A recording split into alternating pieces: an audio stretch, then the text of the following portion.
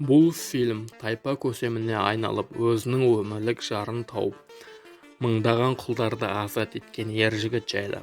Біздің дәуірімізден 10 мың жыл бұрын жер шарында әлі жабайы тайпалар мекендеген кез еді. Тек аң аулаумен айналысқан егал тайпасы әлемдегі ең үлкен жануар мамонттарды аулаумен айналысты. Уақыт өткен сайын мамонттардың саны азая берді. Егал тайпасы барған сайын әлсірей түсті. Тайпа адамдары аштық пен аурудың зардабын шеккен кез еді. Олардың арасында жер тәңірімен байланысатын ең соңғы бақсы бар еді. Ол әр күн сайын жер тәңіріне жалбарына құлшылық жасаумен болды. Ақыр соңында тәңірден аян түсті. Бақсы өз тайпасына 4 аяқты апаттың келетінін айтты. Сол кезде арамыздан бір батыр шығып, тайпаны қорғап жаңа деңгейге көтеретінін айтты. Тайпа адамдар бақсының сөзіне толық сеніп, сол күнді асыға күтті. Біраз жылдан кейін егал тайпасына үйір-үйір мамонттары шабуыл жасап, таптап өтті. Тайпа адамдары қолдарындағы бар қаруды алып, мамонттарды аулауға шықты. Бірақ олардың қарулары мамонттарға қарсы дәрменсіз еді. Солай болса да тайпа арасынан Делих атты жігіт алдыңғы шепке шығып, өз өмірін қауіпке тігіп, ең үлкен мамонтты өлтіріп, тайпа арасында беделге ие болды. Осы ерлігі үшін бақсы оған киелі ақ найзаны ұсынды және Эвалет атты сұлудың жүрегін жаулап алды. Бұл оқиға оның өміріндегі ең тамаша кезең еді. Алайда бұл ұзаққа созылмады. Қарлы боранды түні екінші апат келіп жетті. Жабайы деп аталатын тайпа егал тайпасына шабуыл жасап, Эвалетпен бірге басқа тайпа адамдарын ұстап алып кетті. Олар нақ осы бақсының айтқан 4 аяқты апаты еді. Эвалеттің ұсталғанын көрген шарасыз Делих жабайы тайпасын жоюды бірінші мақсат етті.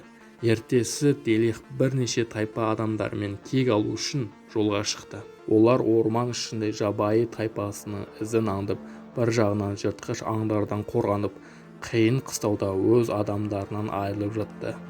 Солай болса да Делих өз мақсатынан таймады. Жаңбырлы бір түні Делих қақпанға түсіп қалған азулы жолбарысты құтқарып алды. Ашыққан жолбарыста Делихті жемей есін ескеп кетіп қалды. Ертесі күні Делих Накут тайпасына жасырын еніп, тамақтанып жатқан кезінде қоршауға алынды. Кенеттен қоршаудағы Делихке кешегі азулы жолбарыс көмекке келіп, оларды құтқарып қалды. Накут тайпасы жолбарысты қолға үйреткен Делихті көріп, сол жерде құрмет білдірді. Олар Делихті сол аңыз ішіндегі батыр деп таныды және ас ауқатын беріп қонақ етті. Накут тайпасының көсемі Делихтің бұл сапарында мақсатын білгеннен кейін, ол да тайпасымен Делихке қосылды. Накут тайпасының көптеген адамдарын да жабайылар ұстап алып кеткен еді. Делихтің жанындағы 2 адам осылайша 100 адамға көбейді. Делих оларға басшы болып, жабайылар тайпасына бет алды. Олар күн-түн демей мыңдаған шақырым басып, жабайылардың жеріне келіп жетті. Салынып жатқан пирамидаларды көргенде ғана жабайы тайпасының не үшін оларды ұстап алып кеткенін түсінді. Жабайылардың озық қаруынан бөлек мамонттардың өзін қолға үйретіп жұмысқа салғанын көрген Делих өзінің шамасының жетпейтініне көзі жетті. Бірақ соған қарамастан шабуыл жасауға бекінді. Ол тікелей соққыға қарағанда астыртын шабуылды жөн көрді. Түн жарымда пирамида күзетшілеріне жасырын шабуыл жасап, құлдарының арасына еніп кетті. Ертесі күні мамонттарды босатып, үркітіп, жабайылардың әскеріне айдап салды. Осы кезде көтерілісті бастап, дұшпандардың күл талқанын шығарып, мыңдаған құлдарды азат етті.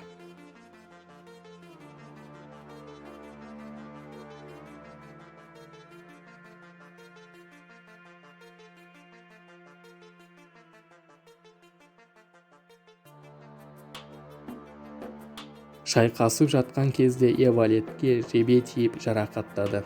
Бұны алыстағы бақсы сезіп, бірден жер тәңіріне соңғы рет дұға жасап, өз өмірімен Эвалеттің өмірін айырбастап, жан тапсырды. Осылайша Делих құлдарға азаттық сыйлап, тайпа көсеміне айналып, эволитпен бірге бақытты ғұмыр кешті.